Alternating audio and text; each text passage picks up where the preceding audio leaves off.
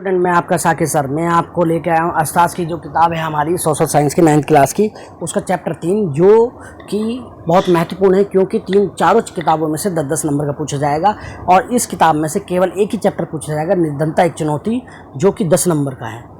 तो अगर वेटेज के हिसाब से देखे जाएँ तो इस वाले चैप्टर को सबसे ज़्यादा वेटेज मिल रहा है, क्योंकि इसके अंदर 10 नंबर का पूछा जाएगा। इसके कुछ मुख्य बिंदु या महत्वपूर्ण बिंदु के बारे में हम डिस्कस करते हैं चैप्टर के, जो एग्ज़ाम से आपके एग्ज़ाम ओरिएंटेड है, आपके लिए काफ़ी महत्वपूर्ण होगा, आपके लिए बहुत ही अच्छा रहेगा अगर इनको आप एग्ज़ाम से पहले एक बार देख लेंगे। तो इसी कड़ी में हम शुरू करते हैं। कुछ याद रखने लायक जो बातें हैं। नंबर 1, निर्धनता से अभिप्राय जीवन के न्यूनतम उपयोगी आवश्यकताओं की प्राप्ति के ना होने से है, यानी न्यूनतम आवश्यकताएं जैसे रोटी, कपड़ा, मकान। निर्धन गरीबों की आमदनी इतनी कम होती है कि वे उसे अपनी सामान्य ज़रूरतों को भी पूरा नहीं कर पाते, यानी खाना, कपड़ा, रहना, ये भी पूरा नहीं कर पाते। भारत में हर चौथा व्यक्ति निर्धन है। विश्व बैंक के नवीनतम आंकड़ों के अनुसार भारत दुनिया में सबसे अधिक गरीब कहाँ हैं? भारत में है। नंबर 3, शहरी निर्धनता। शहरी निर्धनता यानी जो अर्बन क्षेत्र की निर्धनता है वो क्या है? शहरी क्षेत्रों में निर्धन लोगों में रिक्शा चालक, मोची, फेरी वाले, निम्न मजदूरी पाने वाले, श्रमिक इत्यादि आते हैं। इनके पास भौतिक परिसंपत्ति नहीं होती और ये अक्सर झुग्गी और मलिन बस्तियों में रहते हैं, झुग्गी और गंदी बस्तियों में रहते हैं।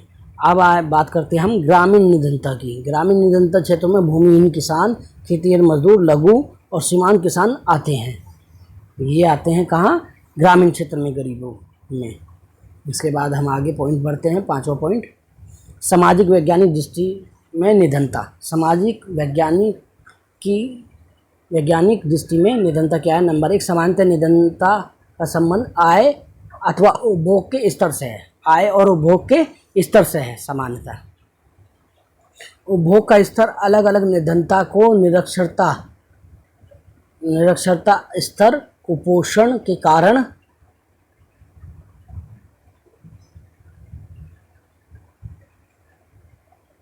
उपभोग के स्तर को अलग अलग निर्धनता, निरक्षरता, कुपोषण के कारण, रोग प्रतिरोधी क्षमता की कमी, स्वास्थ्य सेवाओं की कमी, रोजगार के अवसरों की कमी, सुरक्षित पेयजल, स्वच्छता तक पहुंच की कमी आदि अन्य सामाजिक सूचकांकों के माध्यम से भी निर्धनता को देखा जाता है। यानी ये सब पॉइंट भी देखे जाते हैं निर्धनता के लिए।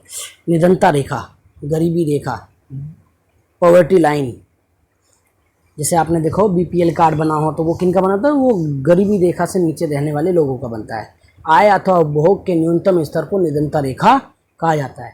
यानी हमारी जो इनकम है, हमारी आय जो हम कमाते हैं पैसा, और उपभोग के न्यूनतम स्तर को हम क्या कहते हैं? निर्धनता रेखा कहते हैं कि इससे कम में नहीं चलेगा। भारत में निर्धनता रेखा का निर्धारण निम्नलिखित 2 आधारों पर किया जाता है। भारत में निर्धनता रेखा का निर्धारण कितने आधारों पर किया जाता है? 2 आधारों पर किया जाता है। नंबर 1, कैलोरी की आवश्यकता के आधार पर। कैलोरी की आवश्यकता के आधार पर निर्धनता का आकलन किया जाता है। ग्रामीण क्षेत्रों में 2400 कैलोरी प्रति व्यक्ति प्रतिदिन तथा शहरी क्षेत्रों में 2100 कैलोरी प्रति व्यक्ति प्रतिदिन। जो इससे कम कैलोरी लेते हैं तो वो क्या कहलाते हैं? निर्धन कहलाते हैं। अब आपने इसमें एक पॉइंट देखा होगा, ग्रामीण क्षेत्रों में ज़्यादा कैलोरी और शहरी क्षेत्रों में कम कैलोरी। तो इसका वजह यह है कि ग्रामीण क्षेत्रों में शारीरिक श्रम ज़्यादा होता है, इसलिए वहाँ ज़्यादा कैलोरी की आवश्यकता होती है। शहरी क्षेत्रों में शारीरिक श्रम कम होता है, वहाँ पे कम कैलोरी की आवश्यकता होती है। इसके बाद आय कि कितना पैसे कमाते हैं।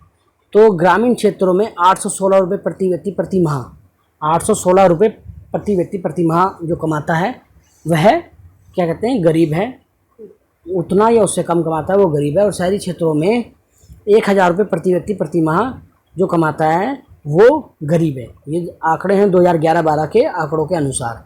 ये आंकड़े सुरेश तेंदुलकर कमेटी द्वारा दी गई थी। ये आंकड़े किसने दिए थे? सुरेश तेंदुलकर कमेटी ने दिए थे ये। इसके बाद गरीबी के आकलन के लिए सी रंगराजन के नेतृत्व में एक कमेटी बनाई गई, जिसने अपनी रिपोर्ट 2014 में दी। इसके अंदर ग्रामीण क्षेत्रों में 972 रुपये और शहरी क्षेत्रों में प्रति 1407 रुपये प्रति माह निर्धारित किया गया है। अब आपने देखा होगा शहरी क्षेत्रों में रुपए ज़्यादा चाहिए जबकि ग्रामीण क्षेत्रों में कम चाहिए। इसका वजह यह है कि शहरी क्षेत्रों में वस्तुओं की कीमत अधिक होती है और यहाँ पर रहन सहन महंगा होता है, इसलिए यहाँ पर ज़्यादा पैसे और कम कैलोरी, और वहाँ पर ज़्यादा कैलोरी ग्रामीण क्षेत्रों में और कम पैसे। ठीक है, समझ में आ गया। इसके बाद इससे कम जो कमाएगा वो क्या होगा, गरीबी रेखा से नीचे होगा। असुरक्षित समूह कौन होते हैं? असुरक्षित समूह अनुसूचित जातियाँ एवं अनुसूचित जनजातियाँ, ग्रामीण श्रमिकों के परिवार, नगरीय अनियमित मजदूर परिवार आदि निधनता के प्रति सर्वाधिक असुरक्षित होते हैं। इनको कोई सुरक्षा नहीं होती तो ये सबसे अधिक असुरक्षित होते हैं। तो समझ गए असुरक्षित समूह कौन कौन होते हैं? SC ST, ग्रामीण क्षेत्रों के परिवार, श्रमिकों के परिवार, नगरीय अनियमित मजदूरों के परिवार और निधनता के प्रति सर्वाधिक असुरक्षित होते हैं, क्योंकि ये सबसे ज़्यादा इससे प्रभावित होते हैं निधनता से।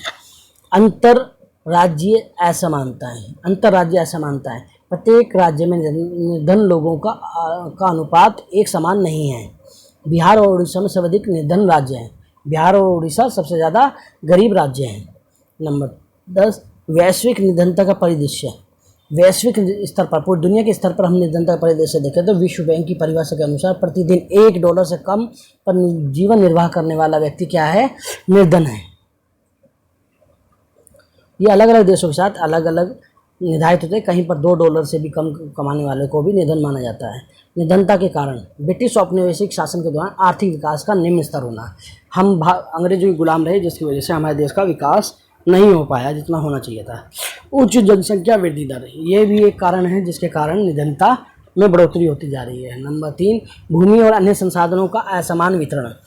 किसी के पास तो बहुत ज़्यादा भूमि है, किसी के पास कुछ भी ज़मीन नहीं है, तो इसलिए भूमि और अन्य संसाधनों का असमान वितरण, मतलब किसी के पास बहुत ज़्यादा, किसी के पास बिल्कुल नहीं, तो इससे भी गरीबी, निधनता बढ़ती है। सामाजिक और सांस्कृतिक कारण, सामाजिक कारण भी हैं जिसके अंदर जातिगत व्यवस्था, और सांस्कृतिक कारण भी हैं कि कोई भी संस्कृति दूसरी संस्कृति को विकसित नहीं कर सकी। इसके बाद है राष्ट्रीय प्रतिदशा सर्वेक्षण संगठन। ये नेशनल सैंपल सर्वे ऑर्गेनाइजेशन है जो कि गणना करता है कि कौन गरीब है, और वह संस्था जो भारत में निधनता रेखा का समय समय पर आकलन करती है हर 5 साल में। गरीबी कम हुई पंजाब और हरियाणा में उच्च कृषि वृद्धि दर से। उन्होंने क्या करा, खेती में बहुत ज़्यादा विकास किया। जो हरित क्रांति हुई वो पंजाब और हरियाणा के किसानों को ज़्यादा फायदा मिला और उनसे वहाँ पर गरीबी कम हुई। केरल में मानव संसाधनों पर ज़्यादा ध्यान दिया गया। केरल में मानव संसाधनों पर ज़्यादा ध्यान दिया और निधनता को कम किया गया। केरल के अंदर क्या किया गया, सबसे ज़्यादा पढ़ाई की गई। उन्होंने अपनी शिक्षा पर ज़्यादा जोर दिया, मानव संसाधनों को विकास करके अपनी निधनता पर काबू पा लिया गया। तीसरा आंध्र प्रदेश और तमिलनाडु ने अनाज के सर्वाधिक वितरण के द्वारा निर्धनता को कम किया। क्या उन्होंने क्या किया, राशन और चावल, ये सब राशन, गेहूँ चावल राशन, ये उन्होंने किसके, सार्वजनिक वितरण प्रणाली, यानी आपके राशन जो वितरण होता है PDS, वो उसके माध्यम से उन्होंने गरीबी को कम किया। पश्चिम बंगाल ने भूमि सुधारों के माध्यम से क्या किया, गरीबी पर नियंत्रण या सुधार के माध्यम से गरीबी को नियंत्रित करने की कोशिश की।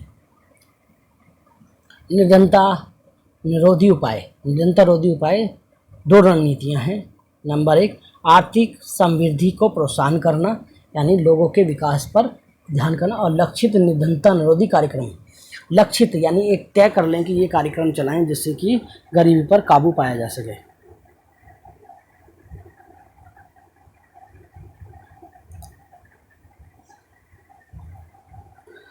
हाँ, आर्थिक समृद्धि और निधनता उन्मूलन कार्यक्रम में गहरा संबंध है। आर्थिक समृद्धि अवसरों को व्यापक बना देती है जिससे मानव विकास में निवेश के लिए आवश्यक संसाधन उपलब्ध हो पाते हैं, लेकिन ऐसा संभव है कि आर्थिक समृद्धि से निर्धन लोग प्रत्यक्ष लाभ नहीं उठा पाएँ, इसलिए लक्षित निर्धारित निरोधी कार्यक्रम की आवश्यकता होती है।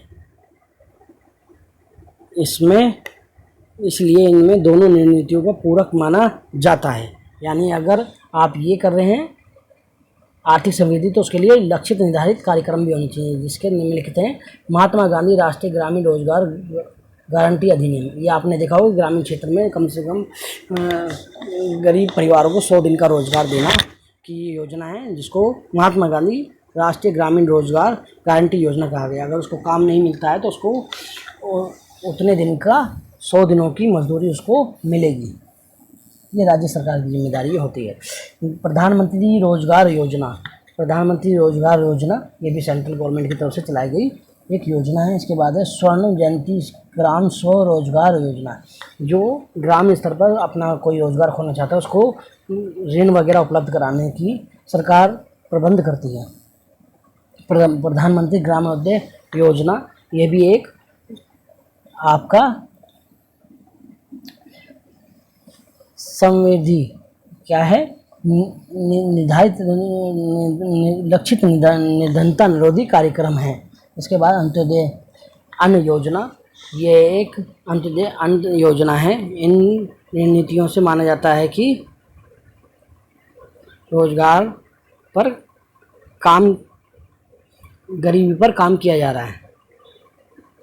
महात्मा गांधी राष्ट्रीय ग्रामीण योजना के अधिनियम 2005 के अंदर क्या क्या है, ग्रामीण क्षेत्रों में आजीविका सुरक्षित करना, साल में कम से कम 100 दिन के रोजगार की गारंटी देना, 1/3 रोजगार महिलाओं के लिए आरक्षित करना और आवेदकों को 15 दिन के अंदर अगर रोजगार नहीं उपलब्ध कराया जाता तो बेरोजगारी भत्ते का हकदार होगा। ये आप इसको ध्यान से देख लें एक बार, क्योंकि ये पूछा जा सकता है महात्मा गांधी ग्रामीण रोजगार योजना अधिनियम 2005 में क्या क्या किया था। न्यूनतम मजदूरी अधिनियम के अंतर्गत मजदूरों का प्रावधान, और नंबर 16 प्रधानमंत्री रोजगार योजना, और 1993 से प्रारंभ क्या है, प्रधानमंत्री रोजगार योजना के अंदर क्या क्या है, 1993 से शुरू की गई और उद्देश्य ग्रामीण और छोटे शहरों में शिक्षित बेरोजगार युवाओं के लिए स्वरोजगार के अवसर सृजन करना। नंबर 3 लघु व्यवसाय तथा लघु उद्योग स्थापित करने में सहायता करना। ये सरकार लघु उद्योग और लघु व्यवसाय में सहायता करेगी। निधनता के कारण, निधनता के क्या क्या कारण हैं इसको देखेंगे।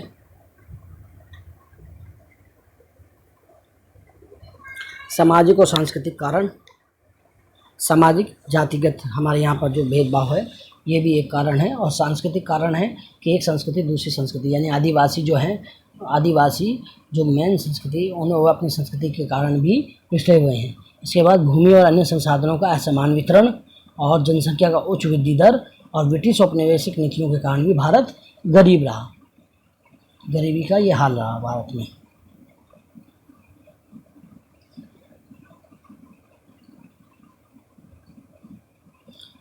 अब अगला पॉइंट है निधनता से संबंधित अन्य कारण क्या क्या है। भूमिहीनता, यानी जिन परिवार के पास भूमि नहीं है, ज़मीन नहीं है, वो कहाँ से खेती कर पाएंगे। परिवार का आकार, ये भी एक मुख्य कारण है। खराब और कुपोषण स्वास्थ्य, जो बीमार रहते हैं, कुपोषित रहते हैं, वो भी निधन ही रह जाते कि वो ज़्यादा मेहनत नहीं कर पाते। असहायता, बेरोजगारी, निरक्षरता, जब अनपढ़ होगा, बेरोजगार होगा, कैसे काम करेगा। बाल श्रम, कम उम्र में ही श्रम में लग जाते हैं और ये बाल श्रम कहलाता है। नंबर 19 आर्थिक सर्वेक्षण वित्त मंत्रालय भारत के निश्चित क्षेत्रों में गरीबी अनुपात 1999 और 2000 के बीच में ये था। ठीक है, इसमें वैश्विक निधनता, इसमें देखेंगे तो सबसे ऊपर उड़ीसा है और दूसरे नंबर पर बिहार है। गरीबी में सबसे ऊपर क्या है, उड़ीसा और बिहार है, और बाकी पंजाब और दिल्ली, हरियाणा जो है, पंजाब, दिल्ली और आपका जम्मू कश्मीर, यहाँ पर क्या है, गरीबी कम है। इसके बाद वैश्विक स्तर पर देखा जाए तो भारत का चौथे नंबर पे आ रहा है। ठीक है, निधनता के उसमें इंडेक्स में सबसे पहले नंबर पे बांग्लादेश, और इसके बाद ये चैप्टर हमारा कंप्लीट हो गया, निधनता एक चुनौती। सभी के लिए ऑल द बेस्ट। ये चैप्टर बहुत इम्पोर्टेंट है, सभी इस चैप्टर को ध्यान से पढ़ कर जाएँ, इसमें 10 नंबर का पूछा जाएगा उसके हिसाब से। ठीक है, ओके, ऑल द बेस्ट। सभी इस वीडियो को ज़रूर देखें एग्ज़ाम से पहले, आपके लिए बहुत अच्छा रहेगा। और मेरे चैनल को सब्सक्राइब करें, शेयर करें। शुक्रिया।